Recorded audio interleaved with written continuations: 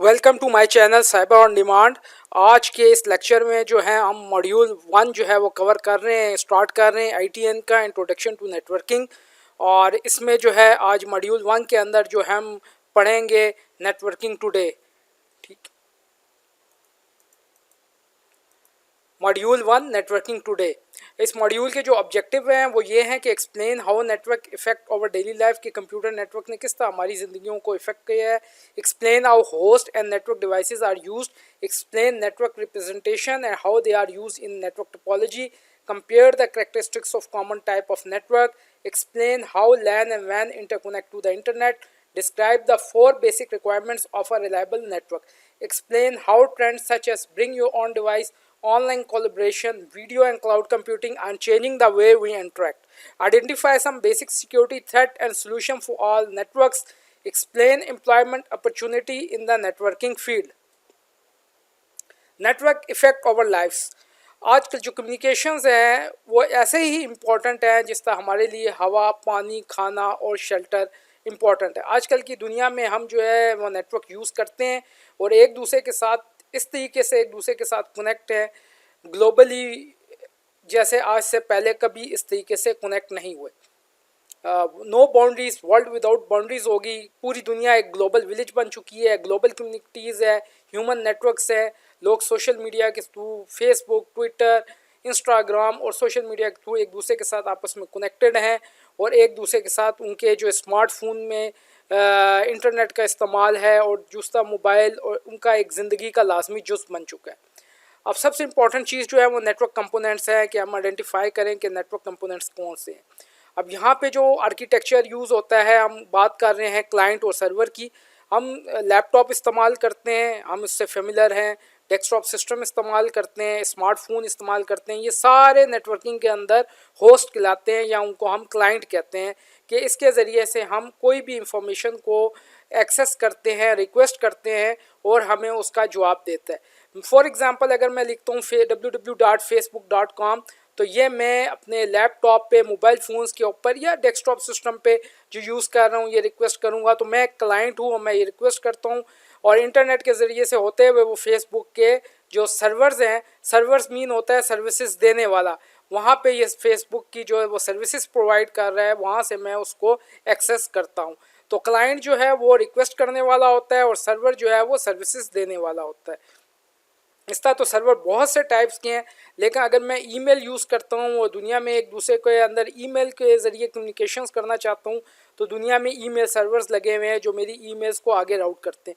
इसी तरह web server है, हर बंदा वेब पेज को एक्सेस करता है, यूज़ करता है और उसका इस्तेमाल करता है, तो वो वेब सर्वर्स लगे हुए हैं। हर कंपनी का अपना अपना वेब सर्वर लगा हुआ है जहाँ से वो सर्विसेज प्रोवाइड करता है। गूगल का अपना है, फेसबुक का अपना है, यूट्यूब का अपना है। हर कंपनी का अपना अपना सर्वर्स जो है वो डिप्लॉय है जिसमें से वो सर्विसेज दी जाती हैं और हम उसको रिक्वेस्ट करते हैं और पूरी दुनिया से इंफॉर्मेशन लेते हैं। इसी तरह फाइल सर्वर्स हैं, फाइलें स्टोर कर ली जाती हैं ऑर्गेनाइजेशंस की, और यूज़र जो है क्लाइंट वो दुनिया में कहीं भी बैठ के इंटरनेट के थ्रू उन फाइलों को डाउनलोड कर रहते हैं। ये होता है क्लाइंट और सर्वर आर्किटेक्चर। उसके बाद जो दूसरा नेटवर्क का कंपोनेंट आर्किटेक्चर है पीयर टू पीयर। इसके जो मायने है कि सारे जो नेटवर्क हैं जिसमें जितने भी कंप्यूटर डेस्कटॉप सिस्टम है वो सारे इक्वल हैं और डिवाइस में कोई क्लाइंट सर्वर नहीं होता, सारे इक्वल्स होते हैं। और ये बहुत रिकमेंड होता है कि स्मॉल नेटवर्क है, कोई छोटी सी ऑर्गेनाइजेशन है जिसके 5 to 25 या 30 यूज़र्स बैठे हुए हैं, काम कर रहे हैं, उनके लिए ये प्रेफर है। और उसमें वो प्रिंटर शेयर करते हैं, अपने सिस्टम के अंदर से फोल्डर शेयर करते हैं, ड्राइव शेयर करते हैं। और इसका एडवांटेज होता है इजी टू सेटअप है, आसानी से सेटअप हो जाता है, लेस कम्प्लेक्स है, लोअर कॉस्ट है। और इसका डिसएडवांटेज ये है कि सेंट्रलाइज एडमिनिस्ट्रेशन नहीं है, हर सिस्टम के ऊपर जाकर, डेस्कटॉप के ऊपर जाकर यूज़र्स क्रिएट करना, फोल्डर शेयर करना और प्रिंटर शेयर करना पड़ता है। नॉट एज सिक्योर भी नहीं है, हर यूज़र के पास अपना यूज़र नेम पासवर्ड है। नॉट स्केलेबल, कि कल एक ऑर्गेनाइजेशन उसके यूज़र्स 25 हैं और वो कल 100 हो जाएं, 300 हो जाएं, तो वो ज़्यादा स्केलेबल नहीं है, उसकी परफॉर्मेंस जो है वो स्लो है। मोस्टली ये फाइल और शेयरिंग को यूज़ करने के लिए होता है। अब सबसे इंपॉर्टेंट चीज़ है एंड डिवाइसेस। हम एंड डिवाइसेस को आइडेंटिफाई करें। एंड डिवाइसेस वो होती है जहाँ से कोई इन्फॉर्मेशन ओरिजिनेट होती है और वहीं से रिसीव होती है। फॉर एग्जांपल मैं अपने लैपटॉप पे बैठा हूँ और मैंने ब्राउज़र ओपन कर लिया, लिखा है google.com.pk या yahoo.com या facebook.com, तो मेरे से मैं रिक्वेस्ट कर रहा हूँ इस फेसबुक पेज की, और वहाँ तक इंटरनेट के थ्रू मेरे रिक्वेस्ट होते हुए जाती है फेसबुक तक, और वहाँ से वो मैं उसको रिसीव करता हूँ।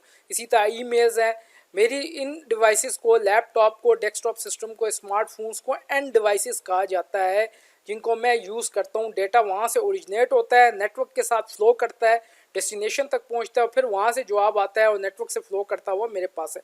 और मैं यहाँ बैठा हूँ पाकिस्तान में, और फेसबुक के सर्वर्स लगे हैं अमेरिका के अंदर, गूगल के सर्वर्स हैं अमेरिका में, तो वहाँ से सारी रिक्वेस्ट जो है वो फ्लो होती है नेटवर्क के थ्रू, और सेंड एंड रिसीव हो रहा होता है डेटा। तो मेरी तमाम डिवाइसेस एंड डिवाइसेस है। इंटरमीडिएट नेटवर्क डिवाइसेस, जो बीच में डिवाइसेस आती हैं जिनसे मेरा फ्लो हो रहा होता है सारा नेटवर्क्स, और कनेक्टिविटी प्रोवाइड करती हैं, उनको इंटरमीडिएट डिवाइस कहते हैं। उसमें स्विचेस हैं, वायरलेस एक्सेस पॉइंट्स हैं, राउटर्स हैं, फायरवॉल्स हैं। इन सब से डाटा जो है वो मेरे पास हो रहा होता है।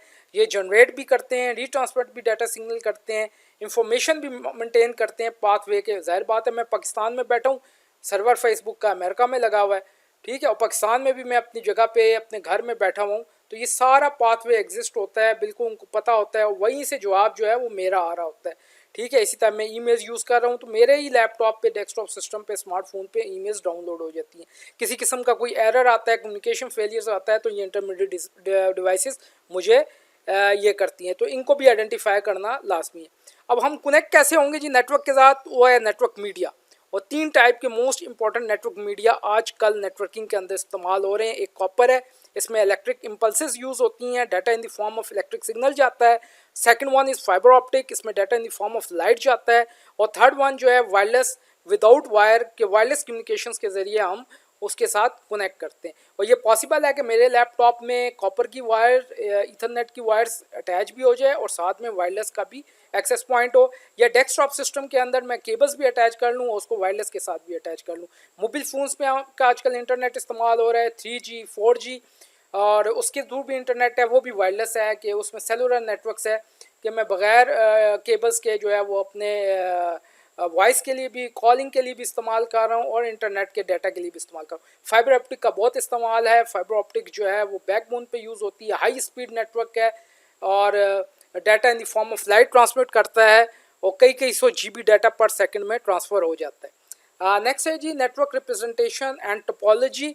कैसे नेटवर्क को रिप्रेजेंट करेंगे, क्या टोपोलॉजीज़ होंगी?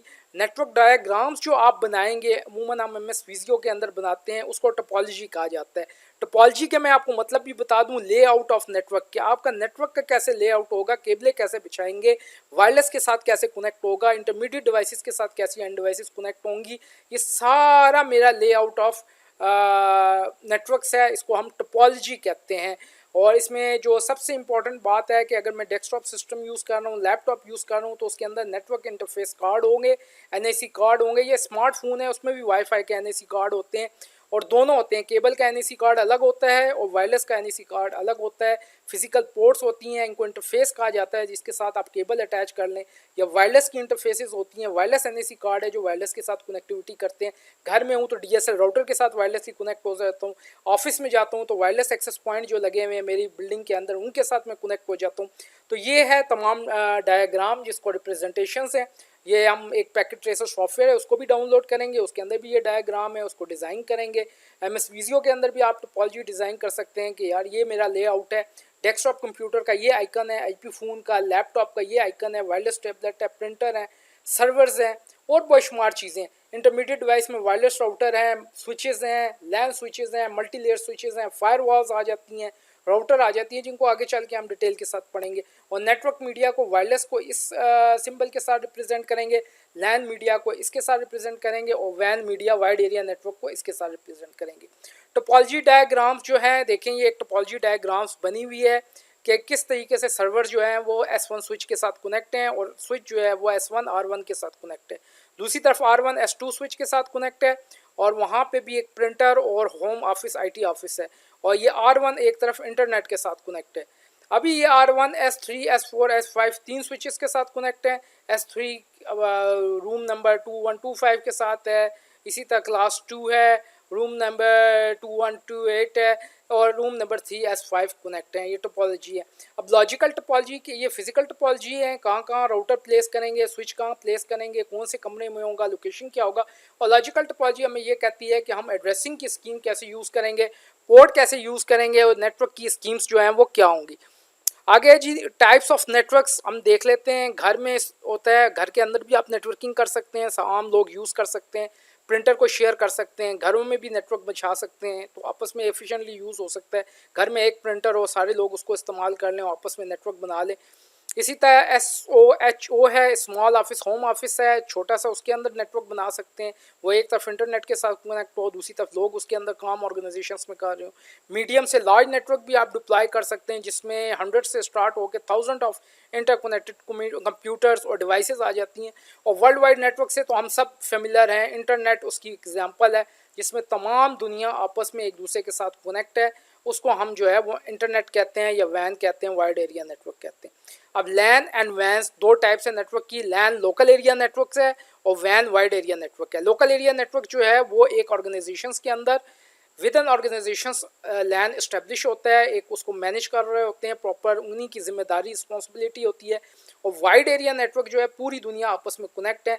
मोस्टली ISP जो इंटरनेट सर्विस प्रोवाइडर्स होते हैं उनके ज़रिए से वैन वाइड एरिया नेटवर्क के इंटरनेट कनेक्शन दिए जाते हैं और पूरी दुनिया आपस में इसी तरीके से कनेक्ट है। हर मुल्क की अपनी अपनी ISPs होती हैं और ऐसा भी होता है कि एक तरफ intermediate devices wide area network internet के साथ कनेक्ट हों और दूसरी तरफ वो लैन के साथ कनेक्ट हो। जैसे इस पिक्चर में होम ऑफिस कनेक्ट है, ब्रांचेस उसकी कनेक्ट हैं, उसकी सेंट्रल ब्रांचेस कनेक्ट हैं, इंटरनेट के ज़रिए से वो कनेक्ट है। तो ये उसकी लैन आ गई, होम ऑफिस लैन आ गई, ब्रांच ऑफिस भी लैन है और सेंट्रल भी लैन है। और ये तीनों लैन्स जो है वो इंटरनेट के साथ, वैन के साथ, वाइड एरिया नेटवर्क के साथ आपस में कनेक्टेड है, इंफॉर्मेशन शेयरिंग कर रहे हैं और अपना बिजनेस जो है वो कंडक्ट कर रहे हैं। अब कुछ लैन और वैन के बारे में बता देते हैं। जो LAN is a network infrastructure that spans a small geographical area.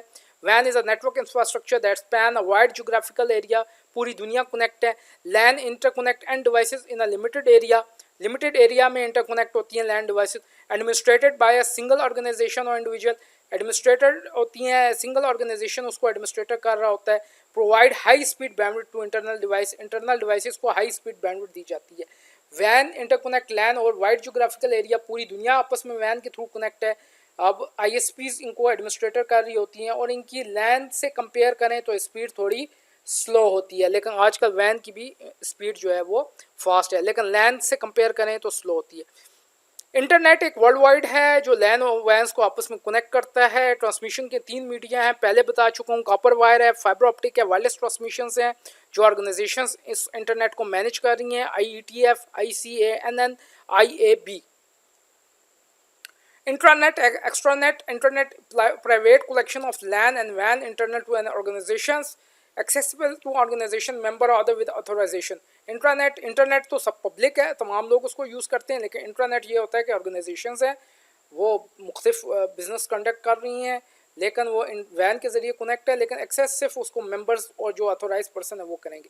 Organisation mad use an extranet to provide secure access to their network for individual work for different organization need access to their data on their network. एक organization है जो different organisation के लिए काम कर रही है, कोई उनके कॉन्ट्रैक्टर्स हैं, कुछ हैं, तो उनको जो वो प्रोवाइड करेगा सिक्योर एक्सेस अपने नेटवर्क के साथ, उसको एक्स्ट्रा नेट कहा जाएगा। इंटरनेट कनेक्शन डिपेंड होता है एक मुल्क के ऊपर कि मुल्क के अंदर कौन कौन सी टेक्नोलॉजी है जो ऑफर की जा रही है। हमारे पास DSL है, फाइबर टू होम है, PTCL है, मुख्तलिफ ऑर्गेनाइजेशन से। प्रॉपर तरीका ये है कि DSL के साथ कनेक्ट हो जाए, वायरलेस वैन के साथ कनेक्ट हो जाए, मोबाइल सर्विसेज भी आ गई हैं, 3G 4G के ज़रिए से भी हम स्मार्टफोन में इंटरनेट कनेक्ट होते हैं। ये ऑर्गेनाइजेशंस जो हैं कनेक्शन फास्ट चाहिए होता है, IP फ़ोन को सपोर्ट करें, वीडियो कॉन्फ्रेंसिंग करें और डाटा सेंटर स्टोरेज करें। बिजनेस क्लास जो है वो इंटरनेट कनेक्ट होते हैं मेट्रो के साथ, लीज लाइन के साथ। होम और स्मॉल ऑफिस इंटरनेट कनेक्शंस जो हैं वो केबल्स हैं, हाई बैंडविड्थ हैं और ये आपको इंटरनेट भी प्रोवाइड करते हैं। DSLs हैं, हाई बैंडविड्थ है, internet connection over telephone lines है, लेकिन आजकल यहाँ पे हम इसको इस्तेमाल नहीं करते, ऑब्सलीट हो चुका है टेलीफोन लाइंस के। यहाँ सेलुलर का बहुत ज़्यादा इस्तेमाल है, 3G 4G के ज़रिए से हर बंदा पैकेज करवा के मोबाइल फ़ोन में यूज़ कर रहा है। सेटेलाइट बहुत कम यूज़ होता है सेटेलाइट, लेकिन सेटेलाइट के थ्रू भी इंटरनेट सर्विस प्रोवाइड है। ऐसी जगह जहाँ सेटेलाइट, जहाँ इंफ्रास्ट्रक्चर नहीं है, सेटेलाइट के थ्रू यूज़ कर सकते हैं। डायल अप टेलीफोन मॉडम है, आजकल हम इसको इनएक्सपेंसिव है, लो बैंडविड्थ है, आजकल यूज़ नहीं करते हम मॉडम। बिज़नेस इंटरनेट में डेडिकेटेड लीज लाइन ले लेते हैं बिज़नेस वाले, ईथरनेट वैन की टेक्नोलॉजी ले लेते हैं, DSL ले लेते हैं और सेटेलाइट भी उनके पास एक ऑप्शंस हैं, सेटेलाइट के थ्रू भी कनेक्ट हो सकते हैं। नेटवर्क कन्वर्ज का मतलब यह है कि पहले वॉइस के लिए अलग नेटवर्क था इंफ्रास्ट्रक्चर, सेटेलाइट के लिए अलग था, वॉइस ओवर IP के लिए अलग था। अब इन तीनों को एक जगह कन्वर्ज करके एक ही नेटवर्क पे कर दिया गया है, रूल ऑफ एग्रीमेंट सेट हो गए हैं। अब एक ही नेटवर्क पे इन तीनों की ट्रैफिक जाती है। मैं वॉइस की भी कॉल मिला के उसी नेटवर्क पे बात कर रहा हूँ, वीडियो कॉन्फ्रेंसिंग भी हो रही है, नेटवर्क इंफ्रास्ट्रक्चर भी है, अपनी ऑर्गेनाइजेशंस के सर्वर को भी एक्सेस कर रहा हूँ और ये तमाम चीज़ें मैं इसको प्रॉपर तरीके से एक्सेस कर रहा हूँ। तो ये मेरी थी आज की पहली module 1 ITN introduction to networks. इसको बहुत इंपॉर्टेंट है, कंसेप्ट बहुत इंपॉर्टेंट है, एक एक चीज़ का आपको पता होना चाहिए। नेटवर्किंग के ये फाउंडेशन है CCNA की, इम्पॉर्टेंट चीज़ है। इससे आपको बेसिक ऑफ नेटवर्क्स भी पता चल जाएगा। एक बंदा जिसकी नेटवर्किंग नहीं है, बेसिक या बैकग्राउंड नहीं है नेटवर्किंग का, वो आना चाहता है तो ये बेसिक चीज़ें उसके लिए फ़ायदा मंद है। मेरी वीडियो देखने का बहुत शुक्रिया। इसको चैनल को सब्सक्राइब भी कर दें, शेयर भी कर दें। Thank you very much.